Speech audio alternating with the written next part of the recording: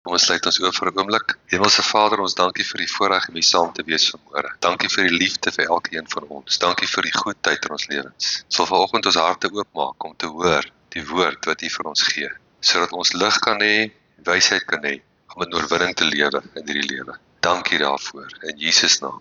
Amen. Halleluja. Welkom almal. Right, ons gaan so 'n bietjie tyd in die woord spandeer. My titel vanmôre is Beginsels van geloof. Beginsels van geloof. En ek wil oopmaak by Hebreërs hoofstuk 11. Hebreërs 11 en ek wil lees vers 6. Hebreërs 11 vers 6 sê so, en sonder geloof is dit onmoontlik om God te behaag. Want hy wat tot God gaan, moet glo dat hy is en 'n beloner is van die wat hom soek. Nou goed, ons weet in Josua 1 vers 8, praat die woord met ons en hy sê dat God praat met Josua en hy sê vir hom, hierdie woord, Josua, wil jy suksesvol wees?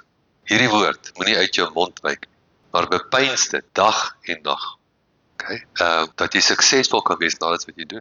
So die woord is die sleutel. Romeine 10:17 sê geloof is uit die gehoor en gehoor deur die woord van God. So geloof kom deur die woord. En sonder geloof is dit onmoontlik om God te behaag. So dit ons moet erns maak met ons geloof. Jy moet geloof hê, jy moet geloof verstaan, jy moet geloof werk, want jy kan nie iets ontvang in die koninkryk sonder geloof. Okay, baie belangrik. Nou, bitter min Christene het geloof. Buite hulle het geloof vir om wedergebore te word, anders sou hulle nie 'n Christen kon wees nie. Nee, maar daarna geloof vir enigiets anders is skaars. Want hulle word verkeerd geleer. Hulle word geleer alles wat gebeur is met die wil van God. Jy kan niks daaraan doen nie. Jy is maar net 'n sitting duck. Jy weet? En dis nie wat Jesus vir ons geleer het. Dis nie wat die woord vir ons leer. Amen. Die woord sê geloof. Geloof. Geloof is kosbaar. Geloof is skaars. Geloof is iets wat gebou moet word. Wat jy doelgerig moet bou in jou gees. Geloof is 'n geeskrag. Jy kan nie die geestelike lewe suksesvol leef vanuit jou siel nie. Jy moet die geestelike lewe leef vanuit jou gees. En daar's 'n verskil tussen jou siel en jou gees. Jou siel is jou wil, jou denke en jou emosies. Maar die woord bring die onderskeid. Hebreërs, hierdie einste boek van Hebreërs, hoofstuk 4, sê vir ons die woord van God is 'n swaard wat skei tussen siel en gees. So jou siel en jou gees is nie dieselfde ding. Jou siel moet onderworpe gestel word aan jou gees. En dis die probleem met sielkunde. Sielkunde probeer 'n ding uitpraat en in die proses praat hom in. Hoe meer jy die ding uitpraat, hoe meer praat jy hom in. Want wat jy praat, gaan in jou gees in. Die woord sê dit vir ons. Hy sê wat in jou mond en dan jou hart. Nee, so meer ek die ding gaan uitpraat, hoe meer praat ek hom in. Wat moet ek? Hoe kry ek die ding uit? Ek moet die woord inkry. Die woord haal die ding uit. Die woord haal die probleem uit. Ek moet die woord in my gees inkry. Romeine 4 is 'n voorbeeld van geloof. Ons sien hierso Abraham het vir ons 'n voorbeeld gestel van geloof. Kom ons lees 'n bietjie daar. Romeine 4 vanaf vers 16. Daarom dan is dit uit die geloof sodat dit volgens guns kan wees. Alles wat jy van God ontvang is guns. Jy kan niks van God ontvang weens verdienste nie. So los jou lysie by die huis. Okay, dit is guns. Wat skuld die Here jou? Hy skuld jou niks. Okay, maar hy is lief vir jou en hy wil gee vir jou. Maar dan moet jy op grond van daai liefde kom. Nie op grond van sogenaamde skuld nie, nee. Daarom is dit uit die geloof sodat dit volgens guns kan wees en die belofte kan vasstaan vir die hele nageslag. Nie alleen vir die wat uit die wet is nie, maar ook vir die wat uit die geloof van Abraham is, die vader van ons almal. Soos geskrywe is, ek het jou 'n vader van baie nasies gemaak, voor die aangesig van God in wie hy geglo het, wat die dode lewend maak en die dinge wat nie bestaan nie, roep asof hulle bestaan. So let wel, hy sê God roep die dinge wat nie bestaan nie, asof dit bestaan. So daar staan nie, hy roep die ding wat bestaan asof dit nie bestaan nie. Nou baie Christene, hulle hoor nie mooi nie. Hulle is nie genoeg in die kerk om mooi te hoor nie. Nee. Hulle hoor so halfpad. Dan begin hulle dinge roep wat bestaan of wat nie bestaan nie. En dit is nie wat daar staan. Daar staan nie jy moet dinge roep wat bestaan of wat nie bestaan nie. Daar staan jy moet dinge roep wat nie bestaan nie, asof dit bestaan. Amen. Is jy wakker?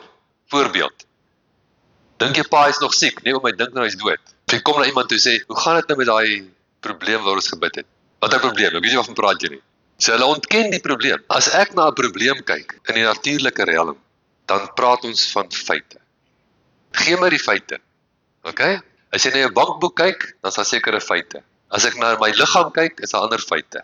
As ek na my verhoudings kyk, is daar ander feit. Daar's 'n klomp feite. En dit is so. Die feit is 'n feit. Dis 'n feit soos 'n koei. Okay? Ja, daai gesegde gehoor. Dis 'n feit soos 'n koei. Maar goed. Die feit is nie noodwendig die waarheid nie. Wat is die waarheid? Johannes 17 vers 17 sê, die woord is die waarheid. Nou baie keer align die feite en die woord nie met mekaar nie. So die feit is nie noodwendig die waarheid nie. Amen. Die feit is wat jy sien met jou oë, met jou sintuie wat jy kan hoor. Dis die movie wat die duiwel hier voor jou afspeel. Maar die woord is die enigste waarheid. Die woord is die waarheid. Nou dit is presies wat Abraham te doen gehad het mee. Hy het gekyk na sy eie liggaam, 100 jaar oud. Hy het gekyk na sy vrou se liggaam. En die feit, soos 'n koei, is dat hulle nie kan kinders kry nie. As hulle 2 weekies opdag met die voorgeboorte kliniek, op daai ouderdom, dan lag hulle vir hulle. Daar's nie 'n kans nie. So hulle weet my. Dis 'n feit. Nou vers 18 sê hy het teen hoop Abraham op hoop geglo. Teen hoop op hoop. Teen hoop op hoop. Nou wat is hoop? Hoop is die prentjie wat jy kan sien. Okay, so hoop is 'n prentjie. Bybelse hoop is nie wens nie. Bybelse hoop is 'n prentjie. Okay? So hy het een prentjie gehad van sy eie liggaam, oud, klaar. Vrou, klaar. Dan het hy 'n tweede prentjie gehad. Hy het teen hoop op hoop geglo. Nou wat is die tweede prentjie? Volgens wat gesê was, so sal jou nageslag wees. Wat was gesê? Soos die sterre aan die hemel en die sand aan die seestrand. Wat is dit? Is 'n prentjie. So Abraham het 2 prentjies gehad om te kyk na. Sy eie lyf of die sterre aan die hemel. En hy moes kies. Kan nie na al 2 prentjies kyk. En hy het besluit, hy gaan wegkyk van die een prentjie, en hy gaan kyk na die ander prentjie. Hy gaan wegkyk van die prentjie van sy probleem, en hy gaan kyk na die prentjie wat die woord van die Here. God se woord het na hom toe gekom en gesê, so sal jou nageslag wees. Ek sit soveel gewig in iemand se woord, as ek gewig in die persoon sit. As iemand vir my sê, ek het vreeslik respek vir jou, maar ek glo nie die woord wat ek sê nie, dan wonder ek. Amen. Jy sit nie meer gewig aan 'n persoon as jy dat sy woord sit nie, né? So sal jou nageslag wees. So sonder te verswak in die geloof het hy, al was hy omtrent 100 jaar oud, nie gelet op sy eie liggaam, wat alreeds verstorwe was, en op die verstorwe toestand in die moederskoot van Sara nie. En hy het nie deur ongeloof aan die belofte van God getwyfel nie, maar hy is versterk deur die geloof, en het aan God in die eer gegee, en was ten volle oortuig, dat hy ook die mag het, om te doen wat hy beloof het. So wat sê dit hier vir ons? Abraham het sy volle aandag op die waarheid gehad, nie op die feite. Hy het die feite verander deur sy aandag op die waarheid te sit. So as jy God nie kan behaag sonder geloof nie, dan moet jy weet hoe werk geloof. Jy moet iets van geloof weet. Jy moet in die woord gaan kyk en sê, Here leer my hoe werk geloof. En geloof het te doen met waar jy jou aandag sit. Amen. Hoe meer jy dink oor geld en jy probleme met geld, hoe moeiliker gaan geld na jou toe kom. Mark my words. As jy wil ophou sukkel met geld, hou op dink daaroor. Haal jou gedagtes van die geld af. Amen. Waar moet jou gedagtes wees? Op die visie by die Here vir jou gegee en op sy woord. Wat gaan die duiwel doen? Hy gaan terugvat geld toe. Terugvat geld toe. Terugvat geld toe. Hey, budget bietjie. Hoe meer jy gaan jou aandag op die simptome sit in jou liggaam en elke simptoompie praat met jou en jy Google elke simptoom. Hoe meer sit jy die patroon neer vir daai simptome om daar te bly. Wat is vir jou meer werklik? Dit vat 'n vernuwing van jou denke, dat die waarheid in jou gees penetreer, en die waarheid meer werklik word as die feite. Daar was 'n man en 'n vrou gewees, ek dink is 'n familielid van hulle, wat in 'n motorongeluk was. Maar hulle was mense van geloof. Mense van geloof. En hulle kry oproep en hulle sê vir hulle, sy ernstige motorongeluk, sy het breinskade, sy gaan in 'n rolstoel wees die res van haar lewe in 'n vegetable. En die man en die vrou draai na mekaar toe en sê, ons glo nie hierdie movie, wat die duiwel vir ons wil speel nie. Dis nie die waarheid nie. Dis nie die waarheid. Ons vat die woord. Ons staan op. Jy kan nie, as jy in die middel van so 'n storm is, die eerste keer die woord probeer staan nie. Dis 'n bietjie moeilik. Dis soos 'n ou wat in die middel van 'n tornado die eerste keer sy huis wil versterk. Jy moet diep grawe, het Jesus gesê, en 'n doener van die woord wees. Wanneer die storm kom, dan sal jou huis nie geskit word. En daai meisie het 100% daar uitgestap. Geen skade nie. Maar iemand het geglo. Iemand het geloof vrygestel. Okay? So, volle aandag. Waar is jou volle aandag? As ek wil geloof hê, dan vra ek myself, waar is my volle aandag? Waar is my aandag? Jou aandag het te doen wat jy dink, wat jy praat, wat jy sê, wat jy sien. Okay? Waar is jou volle aandag? Kom ons lees verder. En was ten volle oortuig dat hy ook die mag het om te doen wat hy beloof het. Daarom is dit ook tot geregtigheid gereken. Maar dit is nie alleen oor sy ontwil geskrywe dat dit hom toegereken is nie, maar ook om ons ontwil, aan wie dit toegereken sal word. Ons wat glo in hom, wat Jesus, ons Here, uit die dode opgewek, wat oorgelewer is ter wille van ons misdade en opgewek is ter wille van ons regverdigmaking. Wanneer is die vrymaking vir die mens voltooi? Met die kruis of met die opwekking? Met die opwekking. Wie sê dit? Nee. Opgewek ter wille van ons regverdigmaking. Nou goed. Nou gaan ons na Romeine 4, Spreuke 4, vers 20. My seun, luister na wat ek sê. Neig jou oor tot my woorde. Laat hulle nie wyk uit jou oë nie. Bewaar hulle binne in jou hart, want hulle is die lewe vir die wat hulle vind en 'n genesing vir hulle hele liggaam. Bewaak jou hart meer as alles wat bewaar moet word, want daaruit is die oorspronge of die kragte van die lewe. My seun, luister na wat ek sê. Neig jou oor tot my woorde. Laat hulle nie wyk uit jou oë nie. Bewaar hulle binne in jou hart, want my woorde is die lewe. My woorde, as jy nou geen ander openbaring vandag kan, jy kan nou hierdie openbaring vandag. Sy woorde is die lewe. Jou enigste toegang tot die krag van God is God se woord. Die hoeveelheid woord in jou gees bepaal die krag wat uit jou uitkom. Want my woorde is die lewe vir die wat hulle vind. Jy moet hulle vind. Wat bedoel jy vind? Die lig jy moet opgaan. Jy moet 'n openbaring kry van hierdie woorde. Hierdie woorde moet jou tref in jou gees en 'n genesing, die Hebreëse medisyne vir die hele liggaam. Amen. Nou, jy moet praat met dinge. Die woord, die beginsels in die woord is ek moet praat met dinge. Nommer 1, my aandag moet wees waar my aandag moet wees. Ek moet my aandag op die regte plek sit. Ek kan nie my aandag op my simptome sit, of op die omstandighede sit, of op die geld sit, of op die verhouding sit, en dit verander nie. Ek moet my aandag afhaal van die probleem, en my aandag op die woord sit. Dis punt nommer 1. My aandag moet op die woord kom, en ek moet die woord mediteer. Dis wat hy gesê het, oordink dit. Bewaak jou hart meer as alles wat bewaak word. Daar vloei die kragte van die lewe. So my aandag het te doen met wat in my oë ingaan, Nou, die vloei van die koninkryk van God, is 'n vloei aan die binnekant van ons. Dit het te doen met vrede. Ek bedoel, wat sê Romeine 14:17? Julle ken al Romeine 14:17. Die koninkryk van God is nie spys en drank nie, maar dit is geregtigheid, vrede en vreugde in die Heilige Gees. Wat is daai goed? Innerlike kragte. Dit het te doen met innerlike kragte wat ek 'n keuse het. Ek oefen my gees om te vloei in geregtigheid. Okay, so as ek sê my gees moet vloei in geregtigheid, dan beteken dit ek kultiveer 'n geregtigheidsbewustheid. Jy sien baie mense, maat, hulle kan vrugtebome snoei, dat hy regop staan, skyn staan, plat is. Hulle kultiveer hom. Amen. Jy kan 'n bonsai maak, jy knip hom net, jy kultiveer hom. Jy kan jou geregtigheidsbewustheid inbou. Die Here gaan dit nie vir jou doen nie. Hy het die werk vir jou gedoen om geregtig te wees. Maar jou bewussyn daarvan is jou werk. Dis jou werk. En hy wil dit inbou in homself. Hy doen die eerste stap van die koninkryk. Jy aktiveer 'n vloei wat die krag van God kan vloei, as jy 'n geregtigheidsbewustheid het. Die vyand sal altyd teen dit kom. So Winkels het gesê, a sure sign that you are born again is the devil tells you are not. So die duiwel gaan altyd vir jou sê, jy is ontoereikend. Dis nie die stem van die Heilige Gees nie. Die Heilige Gees sê nie dit nie. Die Heilige Gees sê jy is meer as 'n oorwinnaar. Deur hom wat in jou is, deur hom wat jou liefhet. Dis wat jy moet begin dink. So jy moet jou denke, jy moet vaardig word met jou denke. So ons het vanoggend 'n papwiel gekry op pad neer, dat ons moes terugdraai, toe ons ek die bakkie gaan haal, dis ook beklaard was, né? Toe ry ek die bakkie, die kar is outomaties, my vrou van outomaties. En die bakkie is nie outomaties nie, want ek ry 'n radkar.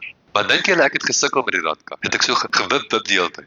Nee, nou hoe kry ek dit reg? Weet jy, ek begin het met die radkar, moet ek vir sê was 'n ander storie gewees. Toe ek het begin het met die radkar, en my pa my geleer het ons 'n bietjie geruk in die kar. Hoekom? Ek was nog nie vaardig gewees met 'n rad nie. Maar as jy 'n paar jaar bestuur het met 'n radkar, dan daar's nie eintlik 'n verskil in hoe glad jy kan bestuur as jy vaardig is. So in die begin as jy met jou gedagtes begin werk, dan gaan dit maar rukkerig, né? Jy moet elke gedagte gevange neem, elke gedagte. Dit gaan so 'n bietjie rukkerig. Want dit is nie gewoond nie. Maar as jy vaardigheid in jouself inbou, dan gaan jy in 'n vloei in waar die Satan se gedagtes wat hy jou probeer aanbied, glad nie meer 'n hou vas op jou het. Jy vloei in die regte gedagtes. Jy vloei in die gedagtes van geregtigheid. Ek is die geregtigheid van God. Ek is in hom. Hy is in my. Hy het my sonde van my verwyder, sover as die ooste van die weste verwyder is. God het hom wat geen sonde geken het nie, sonde vir my gemaak, dat ek kan word die geregtigheid van God in hom. Ek is nou sy geregtigheid. Ek is vry. Jou gedagtes moet bewaar word. Wat sê 2 Korintiërs hoofstuk 10, vers 3 tot 5? Ons moet elke gedagte gevange neem tot gehoorsaamheid aan die gesalfde een. Tot gehoorsaamheid aan sy lasverwyderende, juk-vernietigende krag. Die woord Christus beteken die gesalfde. Dis die Griekse woord, wat die vertalings vir die Hebreëse woord Messias, beteken die gesalfde. Waarmee gesalf? Jesaja 10:27 sê hy is gesalf met lasverwyderende, juk-vernietigende krag. So nou kom die vyand met 'n gedagte, hierdie juk wat jy dra. Hierdie juk wat jy dra. Wie se juk is dit? Satan se juk. Jy moet die gedagte, jy gaan nie wen voor jy nie gedagtes wen. Jy moet eers die gedagtes wen, dan kan jy wen. Wen die gedagtes en jy wen. Dis die oorlog. Wen die gedagtes.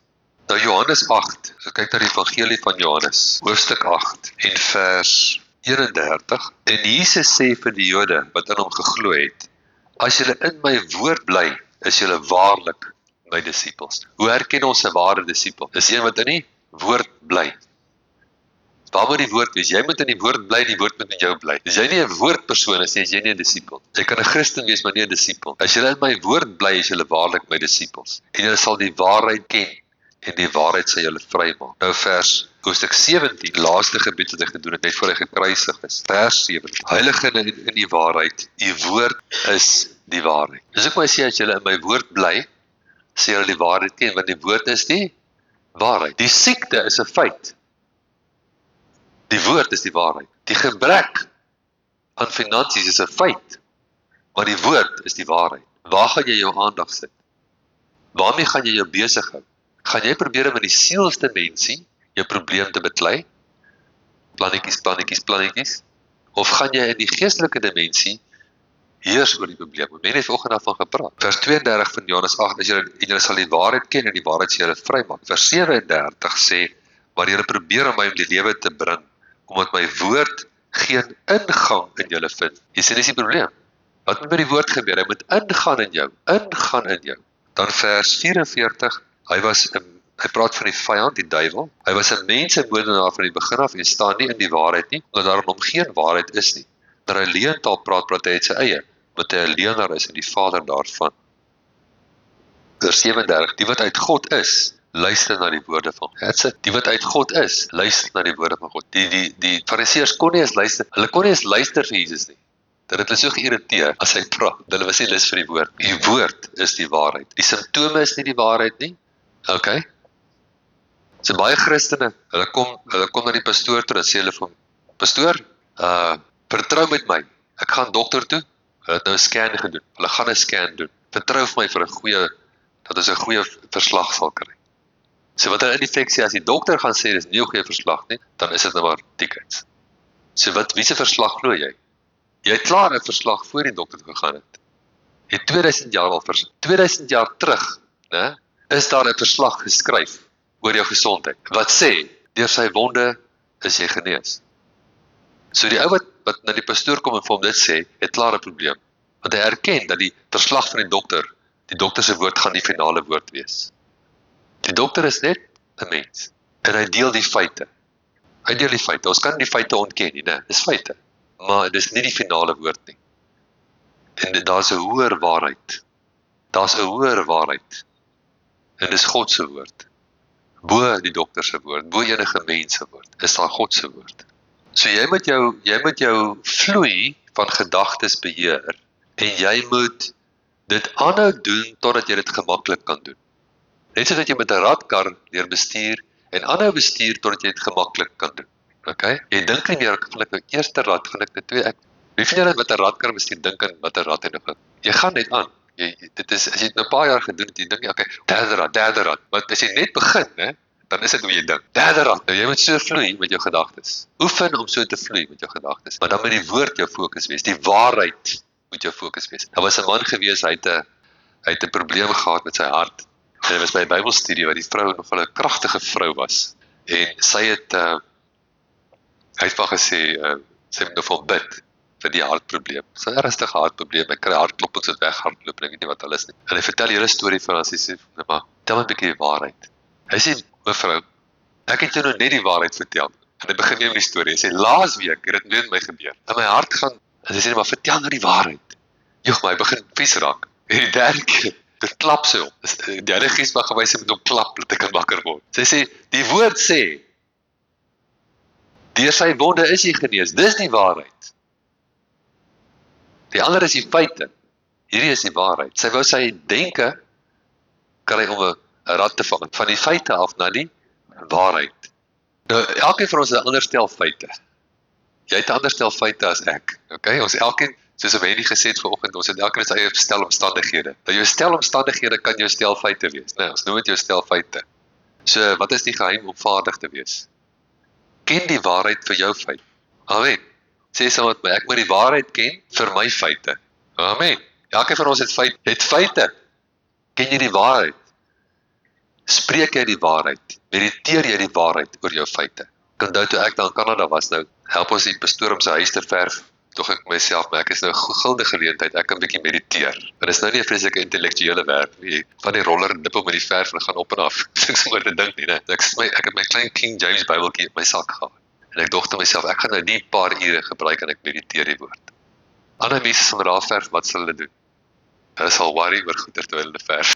Amen. As jy net gaan worry oor 'n ding terwyl jy verf.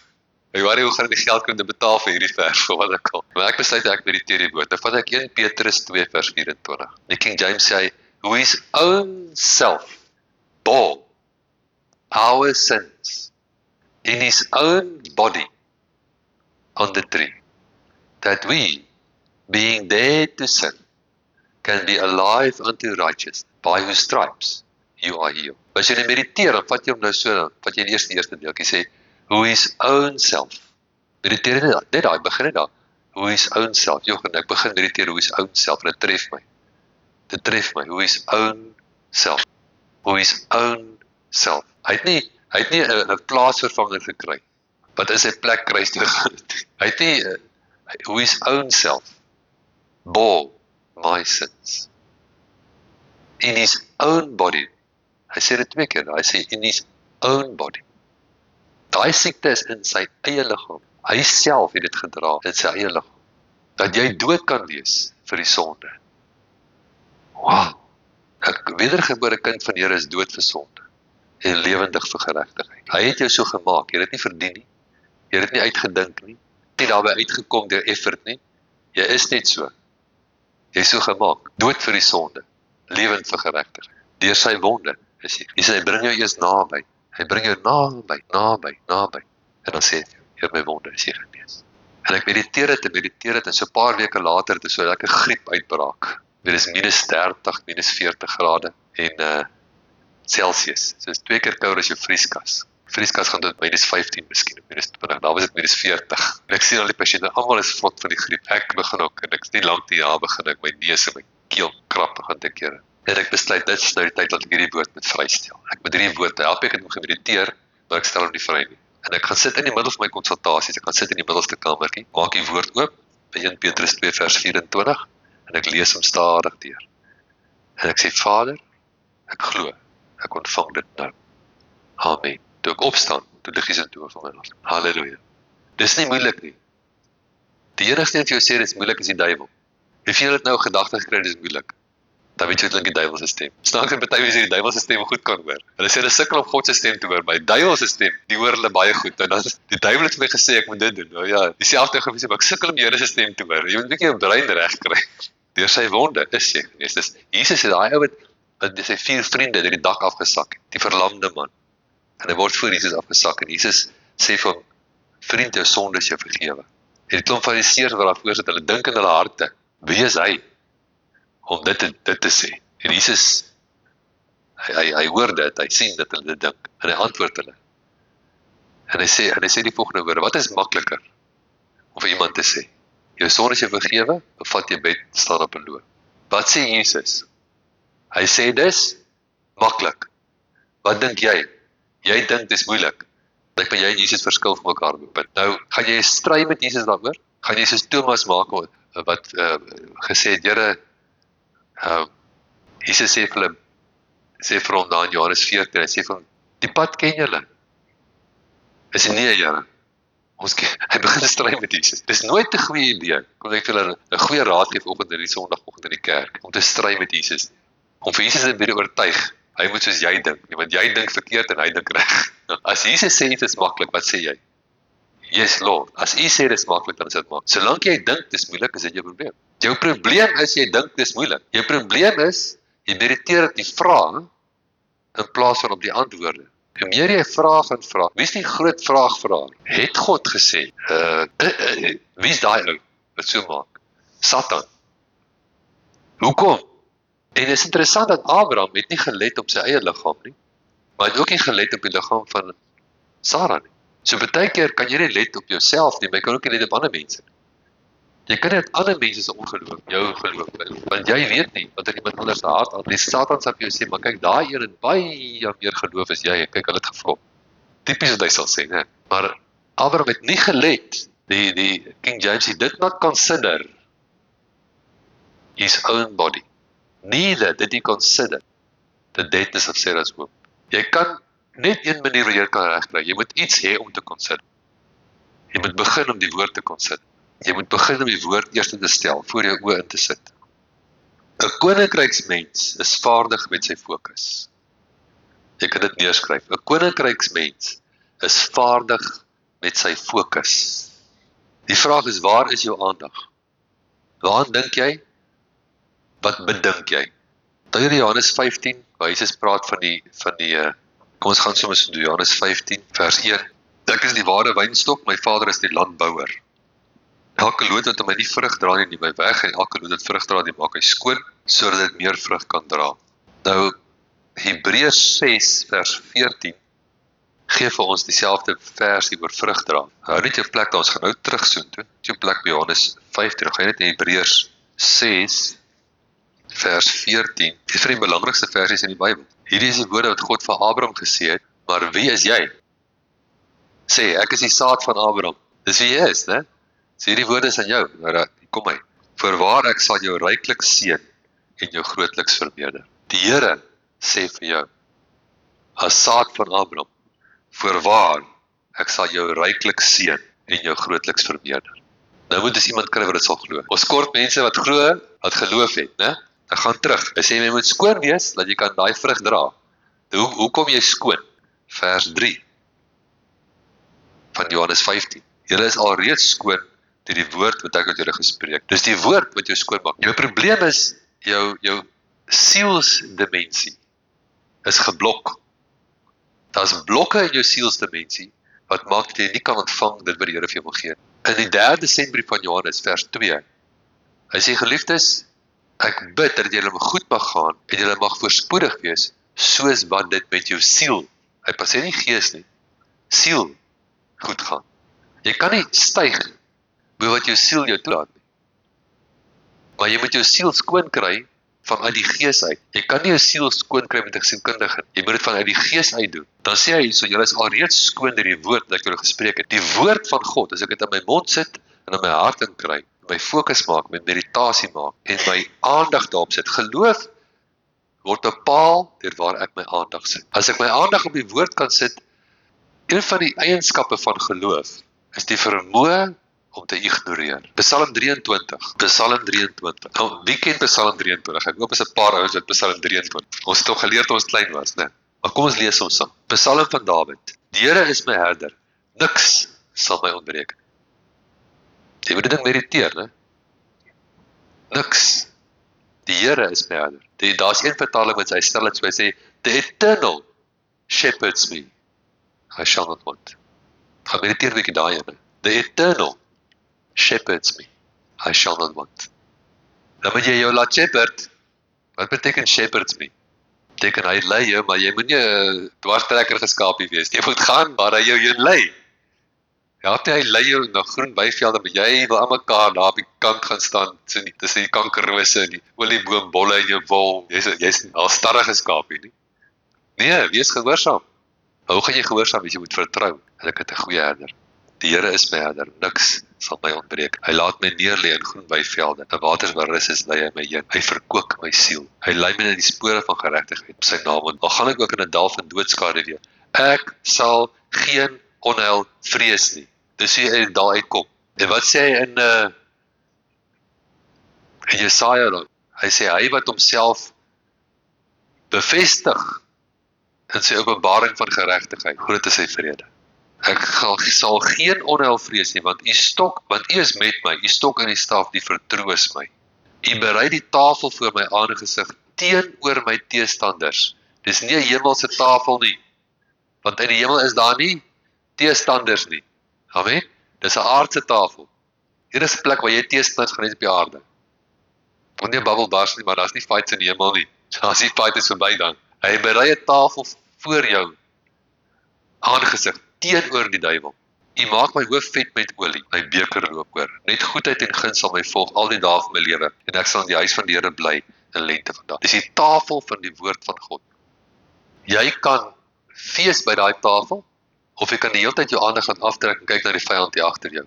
Die vyand het nie 'n sitplek by die tafel nie. Amen? Dan probeer jy nog 'n lecture. Moenie beïndruk wees met die duiwel nie. Moenie beïndruk wees met die duiwel. Ek luister nou die dag van Nancy Dufresne. Sy sê haar ma was 'n vrou gewees wat nooit nonsens gevat het nie. En sy het ook nie gehou van te veel emosie nie. Emosies moenie oorneem. En dan kom hulle by die huis van die skool af, as hulle in trane oor iets. Dan sê haar ma vir hulle, no big deal. Dan sê haar ma vir hulle, sê agter my aan, no big deal. Hy, no big deal. Maar sy het dit in hulle getrein. Die big deal is in jou. Die big deal is die woord. Dis die Here. Dis die een in jou. Hierdie goed teen jou is no big deal. Die siekte is no big deal. Die woord is 'n big deal. Die Here wat in jou is 'n big deal. Die gebrek is no big deal. Die Here is in jou. Hy is die big deal. Amen. Hy is die een op wie jou aandag moet gaan. So as die duiwel nou daar wil wees, en hy wil sukkel met jou, gee hom iets om voor te kyk. Dat hy kyk hoe eet jy by die tafel. Wys hom hoe eet jy by die tafel. Lekker. Jy's undisturbed. Ongeraak. Amen. Jy gaan die duiwel teen die mure uitdryf. Smith Wigglesworth het een keer wakker geword in die middel van die nag met 'n vreeslike aardige gevoel. En toe hy wakker word, toe sien hy duiwel in gemanifesteerde vorm. Daar sit op sy bed. Nou ja, dit het ek nog nie my gebeur gelukkig nie, maar dit het met hom gebeur. En wat was sy respons gewees? Hy het hom so kyk gegee en sê hy, ag, is dit jy? En omgedraai verder geslaap. Nou dit is die manier om die duiwel te hanteer. Hou op beïndruk wees met die duiwel. Hou op beïndruk wees met die siekte. Hou op beïndruk wees met die probleem. Hou op beïndruk wees met al die probleme rondom. Moenie beïndruk wees met die duiwel nie. Kry 'n beïndrukheid van die duiwel af. Moenie beïndruk wees met Goliat nie. Almal was beïndruk met Goliat. Amen, en oor Goliat gepraat. As jy beïndruk is met iets, dan praat jy daaroor, né? Net een ouetjie was nie beïndruk met hom. Dis Dawid. Hy het nie oor hom gepraat nie, hy het met hom gepraat. Dis wat jy geroep is om te doen. Praat met hom. Praat met. Wat is makliker om te doen? Sê, praat met die siekte. Praat met die probleem. Dis maklik. Jesus het gesê dis maklik. Ek gaan nie met hom stryd. Jy kan met hom stryd. Ek gaan nie met hom stryd nie. Hy het gesê dis maklik. Praat met die probleem. Praat met hom. Praat met hom. Moenie beïndruk word met die probleem. Ons is geroep om te leef vanuit ons gees, nie ons siel nie. Jy moet probleme aanvat met jou gees deur die woord, nie met jou siel nie. Hoe meer aandag jy iets gee, hoe sterker word dit in jou lewe. Hoe meer aandag jy 'n ding gee, hoe meer versterk jy hom. En wees maar versigtig vir jouself as jy getuienis vertel. Jy dalk 'n getuienis wat jy het. Maar daar kom 'n punt dat jy nou genoeg die getuienis vertel het. Want as jy gedurig weer dit herleef en elke keer hernuwe jy dit. Moenie op jou slegte verlede begin mediteer nie. Is jy met my? Jy bring elke keer dit na die Here toe. Dis dieselfde met bitterheid. Jy bring dit aan die Here toe, die seer kom na die Here toe. Jy bring dit Here toe. Dit moet vergeet. Paulus sê, een ding het ek geleer. Ek vergeet die dinge wat agter my is, en ek strek my uit na die ding wat voor my is. Nou daar's 'n paar Christene wat van ons wat ook moet leer. Vergeet nou die dinge wat agter en strek jou uit na wat voor is. Jy is nie meer die ou mens. Jy is 'n nuwe mens, skoon gewas deur die bloed van Jesus. Wat laat jy toe om jou te absorbeer? Laat jy die woord toe om jou te absorbeer, of sê die probleem wat jou absorbeer? Jy sien, dit is baie keer as die Here se vloei te eenvoudig vir ons. Dit is so eenvoudig, ons dink nee, dit kan nie wees nie. Dit is eenvoudig. Dit moet moeiliker wees. Soos Naaman, dink Naaman die Syriër. Hy gaan uit melaatsheid. Hy's 'n oorlogsheld, hy's 'n hoof. Ek dink hy was hoof van die weermag van die Syrië en uit melaatsheid. En 'n Israeliese slawe meisie in sy huis sê vir hom: "In Israel is daar 'n profeet met die naam van Elisa. Gaan sien die man, hy kan jou dalk net help." En hy kom daaraan en Elisa is nie beïndruk met, hoe kan ek dit nou stel? Elisa besef hy moet reg optree. Hy moet nie beïndruk word met die ou nie. So hy gaan nie self voordeur toe nie. Hy stuur vir Gehazi. Gehazi is sy diensknegt.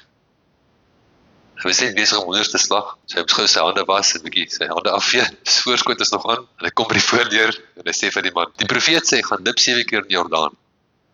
Yes, die raak kwaad. Hy sê hy kon ten minste my kom groet het. Hy kom groet my die eers nie. Ek het gedink hy gaan ten minste my groet en sy arm oor my waai of iets. Maar nee, hy's daar weg in 'n haf. Jy moet altyd besop daarvoor. Dis baie keer tussen jou en jou deurbraak is daai gevoelige ego van jou. Kry hom onder beheer. Want baie keer gaan dit jou hekkie wees. En die man wat saam met hom ry sê, "Nou as hy net vir jou 'n moeilike ding gesê, dan sou jy dit gedoen het." Hy sê ja. Hy sê maar dit is vir jou 'n maklike ding gesê. Kom try dit nie maar. Hy gaan terug en hy gaan dip 7 keer in Jordaan en wragties dat hy 7 keer uitkom. Jy sê dit was te eenvoudig. Dis eenvoudig. Jesus het aan mekaar, as jy na Jesus se ingesteldheid gekyk het op aarde teenoor siekte, het die siekte altyd klein dat lyk. Maklik. Amen. Jesus het nooit met die vrou wat na bloedvloeiing gelei het, van gesê: "Liewe aarde vrou, vertel my weer, hoeveel jaar het jy hierdie ding gehad?" Dis verskriklik. Dis nie Jesus nie. Amen. Hy het baie keer net 5 woorde gepraat, 6 woorde. En dat hy mense lewe verander, permanent.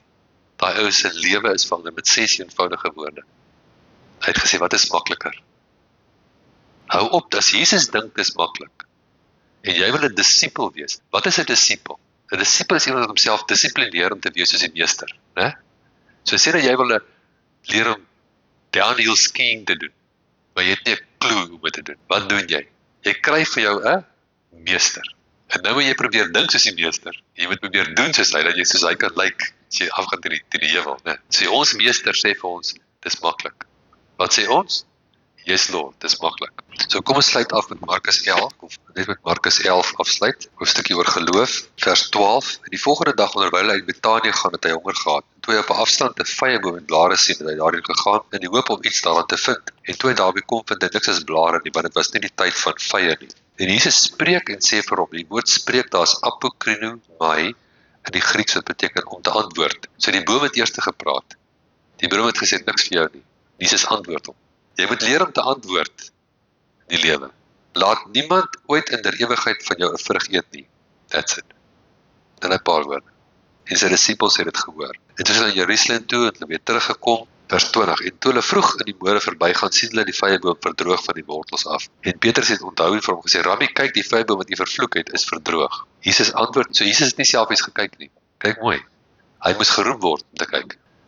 Jesus antwoord sê vir hom, jy moet geloof in God hê, jy moet die geloof van God hê, sê die oorspronklike. Want voorwaar ek sê vir julle, dat elkeen vir hierdie berg sê, hef jou op, werp jou in die see, en nie in sy hart twyfel nie, maar glo dat wat hy sê, sal gebeur. Hy sal verkry net wat hy sê. Daarom sê ek vir julle, alles wat julle in die gebed vra, glo dat julle dit ontvang, en julle sal dit verkry. As 'n verskil tussen ontvang en verkry.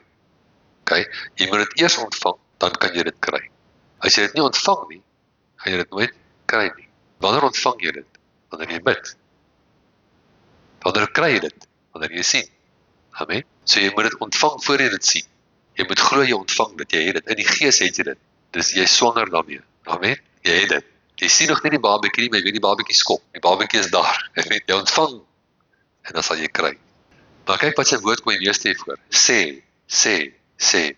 Ons is in die beeld van God geskape.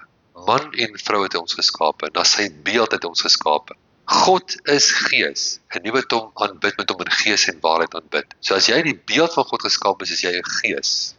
Jy het 'n siel, en jy woon in 'n liggaam. Dis hoe jy aan mekaar gesit is, dit kan nie verander word nie, dit is hoe dit is. En al wat Jesus hier doen, hy verduidelik vir jou werklik. Moenie laat jou denke dit onverhef bo wat Jesus geleer het nie. Onderwerp jou denke aan wat Jesus gesê het, sê, okay, ek werk so. Ek werk so, ek is 'n woordwese. Die oorlog, die stryd, waarvan Efesiërs praat, is 'n stryd van woorde. Watter woorde gaan wen in jou lewe? Wie se woorde gaan wen in jou lewe? Watter gedagtes gaan wen in jou lewe? Jesus was in die woestyn, hy het 40 dae gevas, hy het honger geword. Hy kry skielik 'n gedagte. Die gedagte sê, hoekom vat jy nie die klippe en maak dit brode nie? En Jesus herken hierdie gedagte is nie my gedagte nie. Hy herken is nie God se gedagte nie. Hierdie is van die vyand af. En wat doen hy met die gedagte? Hy antwoord hom. Hoe antwoord jy 'n gedagte? Met die woord. Hy sê daar staan geskrywe, die mens sal nie leef van brood alleen nie, maar van elke woord uit die mond van God. Jy kan ook gedagtes antwoord. Daar gedagte kom en jy gaan dit nie maak nie. Jy gaan jou huis verloor. Dan sê jy, ek gaan nie my huis verloor nie. Want my God het hierdie huis vir my gegee, en saam met die huis het die huis met iets anders bygekom, 'n voorsiening. Ek het 'n voorsiening gekry van die Here af vir die huis. Want ek het hierdie huis nodig om in te lewe. En hy het gesê, my God sal voorsien in al my behoeftes na sy rykdom in heerlikheid in Christus Jesus. So ek verklaar, ek sal nie hierdie huis verloor nie. Jy antwoord, en dan gaan jy terug en nou moet jy jou waarheid opskerp vir jou stel feite. Jou feite is dalk anders as my feite, maar elkeen van ons moet sy waarheid opskerp. Gaan na die woord toe, kry die woord wat gaan oor jou situasie. Delf in hom, leef hom, mediteer hom, spreek hom. Amen. Onderwerp jouself aan die woord. Onderwerp jouself, moenie leun op jou eie insig nie, sê spreek. So wat jy dink nie, maar gaan volgens wat die woord sê. As jy verkeerd was, is jy verkeerd. Dis nie 'n skande nie, ons almal was verkeerd. Die skande is as jy verkeerd is en jy wil nie erken nie. Dan het jy 'n probleem. Erken as jy verkeerd is. Sê vir die persoon teenoor wie jy verkeerd het, ek is jammer, ek was verkeerd. Vergewe my. As jy nie vergewe nie, is dit 'n probleem. Jy het gedoen wat jy moes doen. Amen. En jy doen wat reg is. En jy vat die woord, jy spreek die woord en jy mediteer die woord en jy bou die woord in jouself. Jy sien jouself soos wat God jou sien. Hy sien jou nie as 'n verloorder nie, hy sien jou as 'n oorwinnaar. Hy sien jou as 'n seun en dogter van God, koningskind, vrygekoop deur die bloed van die lam. Jou sonde is van jou verwyder, sover as die ooste van die weste. Dis hoe hy jou sien. Mediteer daarop, bedink dit in jou hart, spreek dit uit. Praat met jouself, kyk in die spieël vir jouself. Sê, hey, jy's 'n mooi ding. Jy's 'n kind van die Allerhoogste God. Jy's 'n koningskind.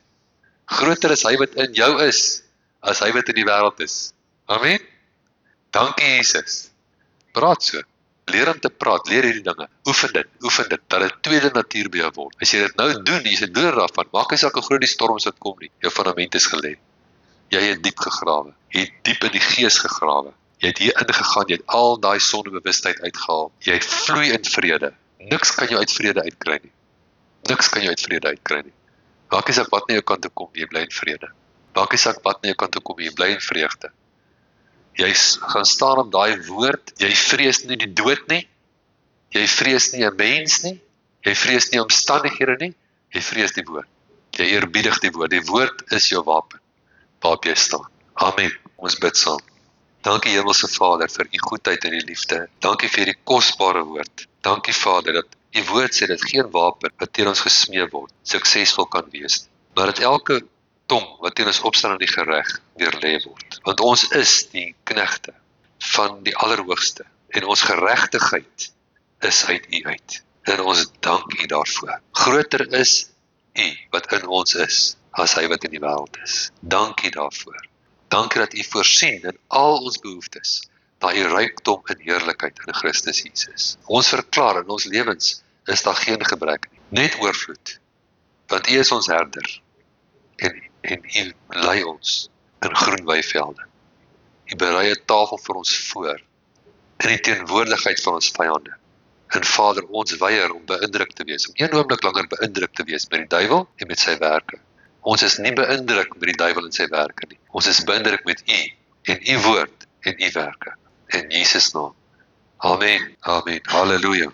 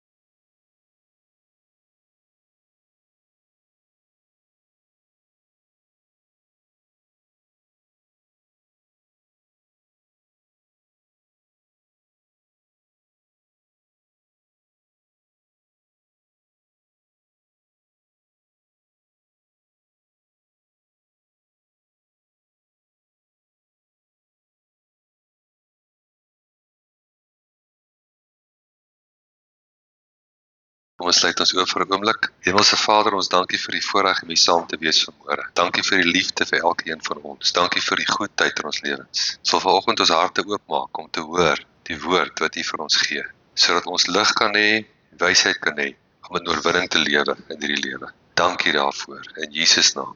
Amen. Halleluja. Welkom almal. Right, ons gaan so 'n bietjie tyd in die woord spandeer. My titel vanmôre is Beginsels van geloof. Beginsels van geloof. En ek wil oopmaak by Hebreërs hoofstuk 11. Hebreërs 11 en ek wil lees vers 6. Hebreërs 11 vers 6 sê so, en sonder geloof is dit onmoontlik om God te behaag, want hy wat tot God gaan, moet glo dat hy is en 'n beloner is van die wat hom soek. Nou goed, ons weet in Josua 1 vers 8, praat die woord met ons en hy sê dat en God praat met Josua en hy sê vir hom, hierdie woord, Josua, wil jy suksesvol wees? Hierdie woord moenie uit jou mond wyk, maar bepeins dit dag en nag. Okay? Dat jy suksesvol kan wees na alles wat jy doen.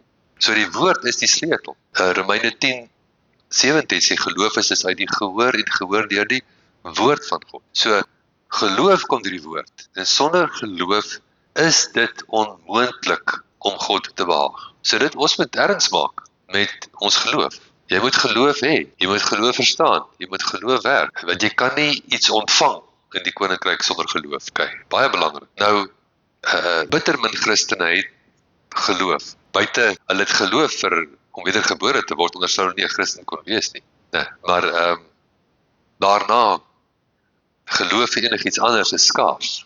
Want hulle word verkeerd geleer. Hulle word geleer alles wat gebeur is met die wil van God. Jy kan niks daaraan doen nie. Jy is maar net 'n sitting duck. Jy weet? En dis nie wat Jesus vir ons geleer het. Dis nie wat die woord vir ons leer. Amen. Die woord sê geloof. Geloof. Geloof is kosbaar. Geloof is skaars. Geloof is iets wat gebou moet word. Wat jy doelgerig moet bou in jou gees. Geloof is 'n geeskrag. Jy kan nie die geestelike lewe suksesvol leef vanuit jou siel nie. Jy moet die geestelike lewe leef vanuit jou gees. En daar's 'n verskil tussen jou siel en jou gees. Jou siel is jou wil, jou denke en jou emosies. Maar die woord bring die onderskeid. Hebreërs, hierdie eerste boek van Hebreërs, hoofstuk 4, sê vir ons die woord van God is 'n swaard wat skei tussen siel en gees. So jou siel en jou gees is nie dieselfde ding. Jou siel moet onderworpe gestel word aan jou gees. En dis die probleem met sielkunde. Sielkunde probeer dit uitpraat en in die proses praat hom in. Hoe meer jy die ding uitpraat, hoe meer praat jy hom in. Want wat jy praat, gaan in jou gees in. Die woord sê dit vir ons. Hy sê wat in jou mond en in jou hart. Nee, so meer ek die ding gaan uitpraat, hoe meer praat ek hom in. Wat moet ek, hoe kry ek die ding uit? Ek moet die woord inkry. Die woord haal die ding uit. Die woord haal die probleem uit. Ek moet die woord in my gees inkry. Romeine 4 is 'n voorbeeld van geloof. Ons sien hierso Abraham het vir ons 'n voorbeeld gestel van geloof. Kom ons lees 'n bietjie daar. Romeine 4 vanaf vers 16. Daarom dan is dit uit die geloof sodat dit volgens guns kan wees. Alles wat jy van God ontvang is guns. Jy kan niks van God ontvang weens verdienste nie. So los jou lysie by die huis. Okay, dit is guns. Wat skuld die Here jou? Hy skuld jou niks. Okay, maar hy is lief vir jou en hy wil gee vir jou. Maar dan moet jy op grond van daai liefde kom. Nie op grond van sogenaamde skuld nie, nee. Daarom is dit uit die geloof sodat dit volgens guns kan wees en die belofte kan vasstaan vir die hele nageslag. Nie alleen vir die wat uit die wet is nie, maar ook vir die wat uit die geloof van Abraham is, die vader van ons almal. Soos geskrywe is, ek het jou 'n vader van baie nasies gemaak, voor die aangesig van God in wie hy geglo het, wat die dode lewend maak en die dinge wat nie bestaan nie, roep asof hulle bestaan. So let wel, hy sê God roep die dinge wat nie bestaan nie, asof dit bestaan. So daar staan nie, hy roep die ding wat bestaan asof dit nie bestaan nie. Nou baie Christene, hulle hoor nie mooi nie. Hulle is nie genoeg in die kerk om mooi te hoor nie. Nee. Hulle hoor so halfpad. Dan begin hulle dinge roep wat bestaan of wat nie bestaan nie. En dit is nie wat daar staan. Daar staan nie jy moet dinge roep wat bestaan of wat nie bestaan nie. Daar staan jy moet dinge roep wat nie bestaan nie, asof dit bestaan. Amen. Is jy wakker? Voorbeeld. Dink jy pa is nog siek? Nee, my dink nou hy is dood. Jy kom na iemand toe sê, hoe gaan dit nou met daai probleem waar ons gebid het? Wat 'n probleem? Ek weet nie waarvan praat jy nie. So hulle ontken die probleem. As ek na 'n probleem kyk in die natuurlike realm, dan praat ons van feite. Gee my die feite. Okay? As jy na jou bankboek kyk, dan is daar sekere feite. As ek na my liggaam kyk, is daar ander feite. As ek na my verhoudings kyk, is daar ander feit. Daar's 'n klomp feite. En dit is so. Die feit is 'n feit. Dis 'n feit soos 'n koei. Okay? Ja, daai gesegde gehoor. Dis 'n feit soos 'n koei. Maar goed. Die feit is nie noodwendig die waarheid nie. Wat is die waarheid? Johannes 17 vers 17 sê, die woord is die waarheid. Nou baie keer align die feite en die woord nie met mekaar nie. So die feit is nie noodwendig die waarheid nie. Amen. Die feit is wat jy sien met jou oë, met jou sintuie wat jy kan hoor. Dis die movie wat die duiwel hier voor jou afspeel. Maar die woord is die enigste waarheid. Die woord is die waarheid. Nou dit is presies wat Abraham te doen gehad het mee. Hy het gekyk na sy eie liggaam, 100 jaar oud. Hy het gekyk na sy vrou se liggaam. En die feit, soos 'n koei, is dat hulle nie kan kinders kry nie. As hulle 2 weekies opdag met die voorgeboorte kliniek, op daai ouderdom, dan lag hulle vir hulle. Daar's nie 'n kans nie. So hulle weet my. Dis 'n feit. Nou vers 18 sê hy het teen hoop Abraham op hoop geglo. Teen hoop op hoop. Teen hoop op hoop. Nou wat is hoop? Hoop is die prentjie wat jy kan sien. Okay, so hoop is 'n prentjie. Bybelse hoop is nie wens nie. Bybelse hoop is 'n prentjie. Okay? So hy het een prentjie gehad van sy eie liggaam, oud, klaar. Vrou, klaar. Dan het hy 'n tweede prentjie gehad. Hy het teen hoop op hoop geglo. Nou wat is die tweede prentjie? Volgens wat gesê was, so sal jou nageslag wees. Wat was gesê? Soos die sterre aan die hemel en die sand aan die seestrand. Wat is dit? Is 'n prentjie. So Abraham het 2 prentjies gehad om te kyk na. Sy eie lyf of die sterre aan die hemel. En hy moes kies. Kan nie na al 2 prentjies kyk. En hy het besluit, hy gaan wegkyk van die een prentjie, en hy gaan kyk na die ander prentjie. Hy gaan wegkyk van die prentjie van sy probleem, en hy gaan kyk na die prentjie wat die woord van die Here. God se woord het na hom toe gekom en gesê, so sal jou nageslag wees. Ek sit soveel gewig in iemand se woord, as ek gewig in die persoon sit. As iemand vir my sê, ek het vreeslik respek vir jou, maar ek glo nie woord wat ek sê nie, dan wonder ek. Amen. Jy sit nie meer gewig aan 'n persoon as jy dat sy woord sit nie, né? So sal jou nageslag wees. So sonder te verswak in die geloof het hy, al was hy omtrent 100 jaar oud, nie gelet op sy eie liggaam, wat alreeds verstorwe was, en op die verstorwe toestand in die moederskoot van Sara nie. En hy het nie deur ongeloof aan die belofte van God getwyfel nie, maar hy is versterk deur die geloof, en het aan God in die eer gegee, en was ten volle oortuig, dat hy ook die mag het, om te doen wat hy beloof het. So wat sê dit hier vir ons? Abraham het sy volle aandag op die waarheid gehad, nie op die feite. Hy het die feite verander deur sy aandag op die waarheid te sit. So as jy God nie kan behaag sonder geloof nie, dan moet jy weet hoe werk geloof. Jy moet iets van geloof weet. Jy moet in die woord gaan kyk en sê, Here leer my hoe werk geloof. En geloof het te doen met waar jy jou aandag sit. Amen. Hoe meer jy dink oor geld en jy probleme met geld, hoe moeiliker gaan geld na jou toe kom. Mark my words. As jy wil ophou sukkel met geld, hou op dink daaroor. Haal jou gedagtes van die geld af. Amen. Waar moet jou gedagtes wees? Op die visie by die Here vir jou gegee en op sy woord. Wat gaan die duiwel doen? Hy gaan terugvat geld toe. Terugvat geld toe. Terugvat geld toe. Hey, budget bietjie. Hoe meer jy gaan jou aandag op die simptome sit in jou liggaam, en elke simptoompie praat met jou, en jy Google elke simptoom, hoe meer sit jy die patroon neer vir daai simptome om daar te bly. Wat is vir jou meer werklik? Dit vat 'n vernuwing van jou denke, dat die waarheid in jou gees penetreer, en die waarheid meer werklik word as die feite. Daar was 'n man en 'n vrou gewees, ek dink is 'n familielid van hulle, wat in 'n motorongeluk was. Maar hulle was mense van geloof. Mense van geloof. En hulle kry oproep en hulle sê vir hulle, sy ernstige motorongeluk, sy het breinskade, sy gaan in 'n rolstoel wees die res van haar lewe in 'n vegetable. En die man en die vrou draai na mekaar toe en sê, ons glo nie hierdie movie, wat die duiwel vir ons wil speel nie. Dis nie die waarheid nie. Dis nie die waarheid. Ons vat die woord. Ons staan op. Jy kan nie, as jy in die middel van so 'n storm is, die eerste keer die woord probeer staan nie. Dis 'n bietjie moeilik. Dis soos 'n ou wat in die middel van 'n tornado die eerste keer sy huis wil versterk. Jy moet diep grawe, het Jesus gesê, en 'n doener van die woord wees. Wanneer die storm kom, dan sal jou huis nie geskit word. En daai meisie het 100% daar uitgestap. Geen skade nie. Maar iemand het geglo. Iemand het geloof vrygestel. Okay? So volle aandag. Waar is jou volle aandag? As ek wil geloof hê, dan vra ek myself, waar is my volle aandag? Waar is my aandag? Jou aandag het te doen wat jy dink, wat jy praat, wat jy sê, wat jy sien. Okay? Waar is jou volle aandag? Kom ons lees verder. En was ten volle oortuig dat hy ook die mag het om te doen wat hy beloof het. Daarom is dit ook tot geregtigheid gereken. Maar dit is nie alleen oor sy ontwil geskrywe dat dit hom toegereken is nie, maar ook om ons ontwil, aan wie dit toegereken sal word. Ons wat glo in hom, wat Jesus, ons Here, uit die dode opgewek, wat oorgelewer is ter wille van ons misdade en opgewek is ter wille van ons regverdigmaking. Wanneer is die vrymaking vir die mens voltooi? Met die kruis of met die opwekking? Met die opwekking. Wie sê dit? Nee. Opgewek ter wille van ons regverdigmaking. Nou goed. Nou gaan ons na Romeine 4, Spreuke 4, vers 20. My seun, luister na wat ek sê. Neig jou oor tot my woorde. Laat hulle nie wyk uit jou oë nie. Bewaar hulle binne in jou hart, want hulle is die lewe vir die wat hulle vind en 'n genesing vir hulle hele liggaam. Bewaak jou hart meer as alles wat bewaar moet word, want daaruit is die oorspronge of die kragte van die lewe. My seun, luister na wat ek sê. Neig jou oor tot my woorde. Laat hulle nie wyk uit jou oë nie. Bewaar hulle binne in jou hart, want my woorde is die lewe. My woorde, as jy nou geen ander openbaring vandag kan, jy kan nou hierdie openbaring vandag. Sy woorde is die lewe. Jou enigste toegang tot die krag van God is God se woord.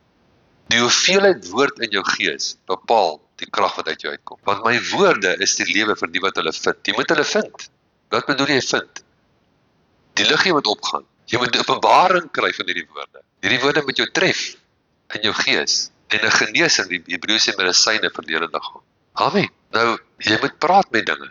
Die woord, die beginsels in die woord is ek moet praat met dinge. Nommer 1, my aandag moet wees waar my aandag moet wees. Ek moet my aandag op die regte plek sit. Ek kan nie my aandag op my simptome sit, of op die omstandighede sit, of op die geld sit, of op die verhouding sit, en dit verander nie. Ek moet my aandag afhaal van die probleem, en my aandag op die woord sit. Dis punt nommer 1. My aandag moet op die woord kom, en ek moet die woord mediteer. Dis wat hy gesê het, oordink dit. Bewaak jou hart meer as alles wat bewaak word. Daar vloei die kragte van die lewe. So my aandag het te doen met wat in my oë ingaan, Nou, die vloei van die koninkryk van God, is 'n vloei aan die binnekant van ons. Dit het te doen met vrede. Ek bedoel, wat sê Romeine 14:17? Julle ken al Romeine 14:17. Die koninkryk van God is nie spys en drank nie, maar dit is geregtigheid, vrede en vreugde in die Heilige Gees. Wat is daai goed? Innerlike kragte. Dit het te doen met innerlike kragte wat ek 'n keuse het. Ek oefen my gees om te vloei in geregtigheid. Okay, so as ek sê my gees moet vloei in geregtigheid, dan beteken dit ek kultiveer 'n geregtigheidsbewustheid. Jy sien baie mense, maat, hulle kan vrugtebome snoei, dat hy regop staan, skyn staan, plat is. Hulle kultiveer hom. Amen. Jy kan 'n bonsai maak, jy knip hom net, jy kultiveer hom. Jy kan jou geregtigheidsbewustheid inbou. Die Here gaan dit nie vir jou doen nie. Hy het die werk vir jou gedoen om geregtig te wees. Maar jou bewussyn daarvan is jou werk. Dis jou werk. En hy wil dit inbou in homself. Hy doen die eerste stap van die koninkryk. Jy aktiveer 'n vloei wat die krag van God kan vloei, as jy 'n geregtigheidsbewustheid het. Die vyand sal altyd teen dit kom. Smith Wigglesworth het gesê, a sure sign that you are born again is the devil tells you are not. So die duiwel gaan altyd vir jou sê, jy is ontoereikend.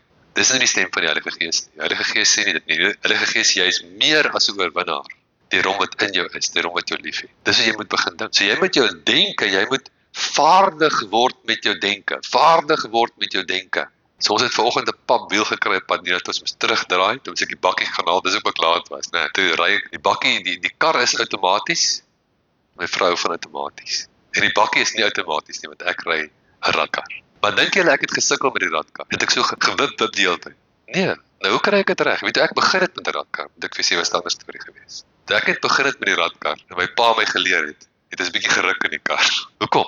Ek was nog nie vaardig gewees met 'n rad nie. Maar as jy 'n paar jaar bestuur het met 'n radkar, dan daar's nie eintlik 'n verskil in hoe glad jy kan bestuur as jy vaardig is.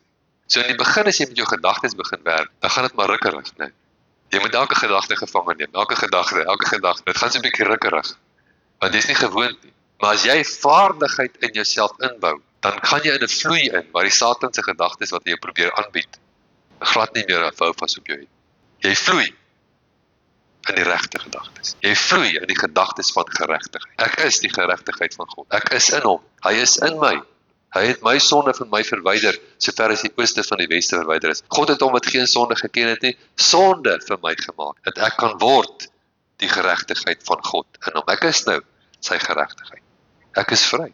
Jou gedagtes moet bewaar word. Wat sê 2 Korintiërs hoofstuk 10, vers 3 tot 5? Ons moet elke gedagte gevange neem tot gehoorsaamheid aan die gesalfde een.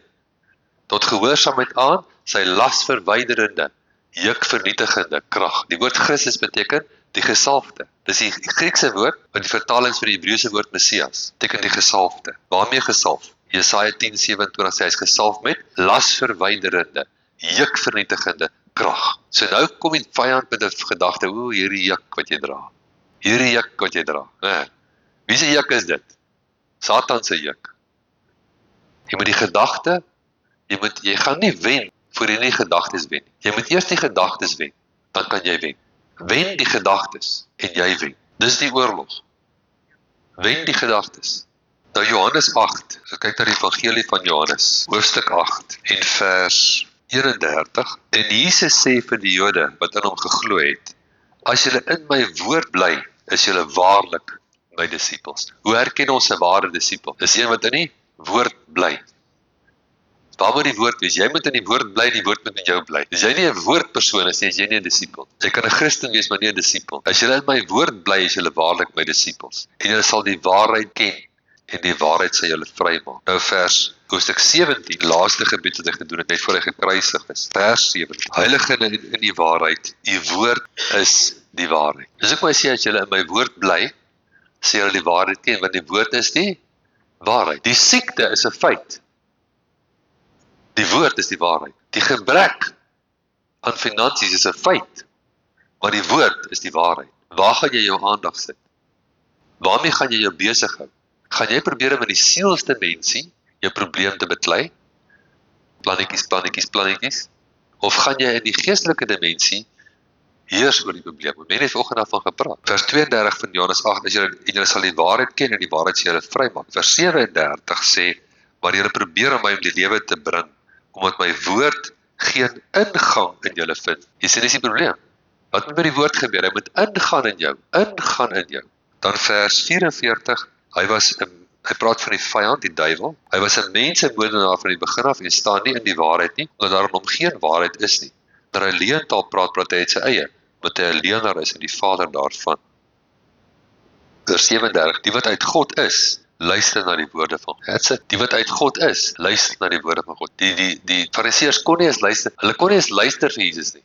Dat het hulle so geïrriteer as hy praat. Hulle was nie lus vir die woord. Die woord is die waarheid. Die simptome is nie die waarheid nie.